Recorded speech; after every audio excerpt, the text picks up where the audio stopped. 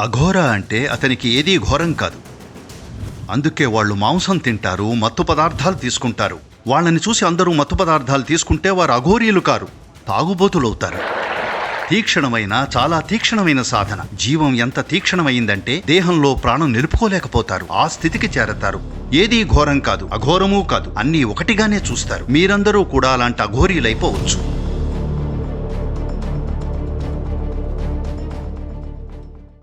అఘోరీలు మాదక ద్రవ్యాలు వాడుతుంటారు. చనిపోయిన మనుషుల శవాలను తింటారు. ధ్యానం కూడా చేస్తారు. వారి ఈ విభిన్నమైన పనులు ఎలా మొదలయ్యాయి? వారి గురించి పూర్తిగా చెప్పండి. అది తట్టుకోలేరు. ఆ విధంగా వస్తుంది. ఘోరంగా ఉంది, ఎవరికీ వద్దు. అఘోరి ఎవరు? ఘోరానికి అతీతంగా ఉన్నవాడు. జీవితంలో ఏది ఘోరంగా ఉంటుందో అవే చేస్తాడతను. దేనికోసం? ఎందుకంటే ఆ హద్దు దాటాలన్న తపనతో.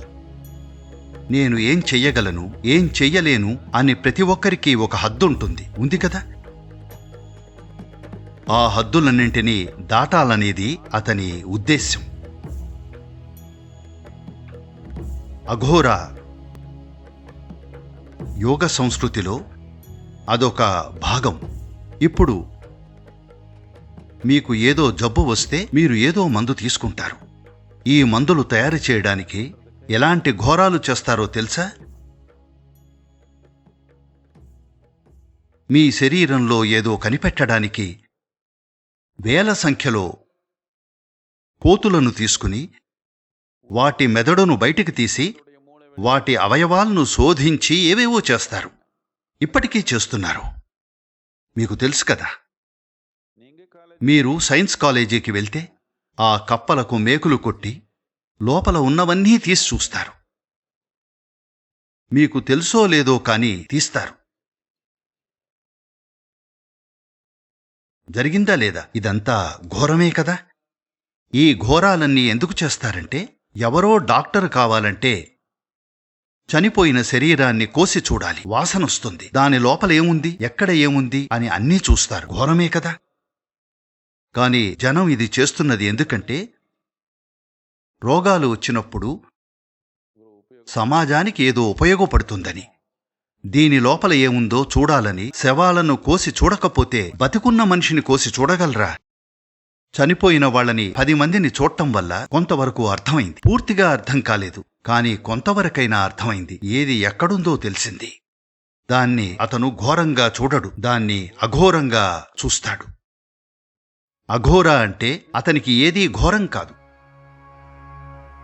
బతికి ఉన్నా అంతే, చనిపోయినా అంతే. రెండూ ఒకేలా ఉంటాయి.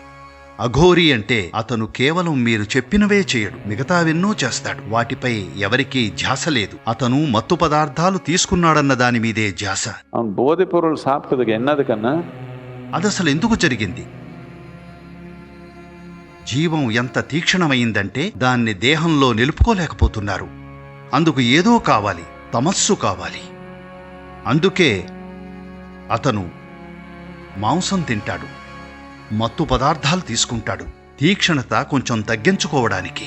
లేకపోతే అదుపు చేయలేరు, అది వెళ్ళిపోతుంది. ఇప్పుడు అందరూ మత్తు పదార్థాలు తీసుకుంటే వాళ్ళేమీ అఘోరీలు కారు, తాగుబోతులవుతారు.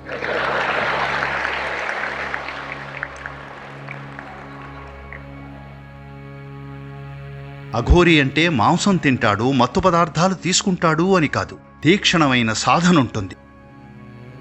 తీక్షణమైన, చాలా తీక్షణమైన సాధన. అంతటి తీక్షణమైన సాధన వల్ల జీవం ఎంత తీక్షణంగా అయిందంటే ప్రాణాన్ని దేహంలో నిలుపుకోలేకపోతారు. అలా అయిపోయింది. ఇప్పుడు దాన్ని కొంచెం శాంతపరచాలి, నెమ్మది చెయ్యాలి.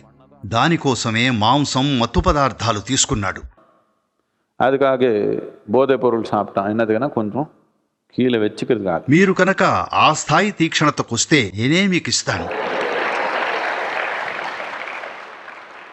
అతన్ని చూసి మీరు అవన్నీ తీసుకుంటే మీరు పతనమైపోతారు. 100 ఏళ్ల క్రితమే ఈయన అఘోరి. ఈయన ఇది చేస్తారు, అది చేస్తారు, మనుషుల దేహాన్ని తింటారు. అఘోర అంటే దేనిని ఘోరంగా చూడ్డం నుంచి విముక్తి చెందడం. ఏదీ ఘోరం కాదు, అన్నీ ఒక్కటే. ఈశాయోగాలో మీకిది చాలా సులభంగా నేర్పించాం.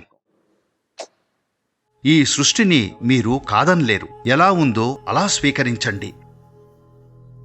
దీన్ని మీరు మీ జీవితంలో నిజం చేసుకుంటే ఏదీ ఘోరమూ కాదు, అఘోరమూ కాదు, అన్నీ ఒకటే అయ్యాయి. ఇదే అఘోరి. అర్థమైందా?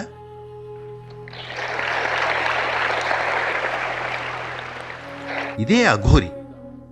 అఘోరి అంటే అది. తెలియక జనం అన్నీ వేరు చేసి చూస్తున్నారు. అలా కాదు. మీరు ఇక్కడ కూర్చుంటే మీకు అన్నీ ఒక్కటే.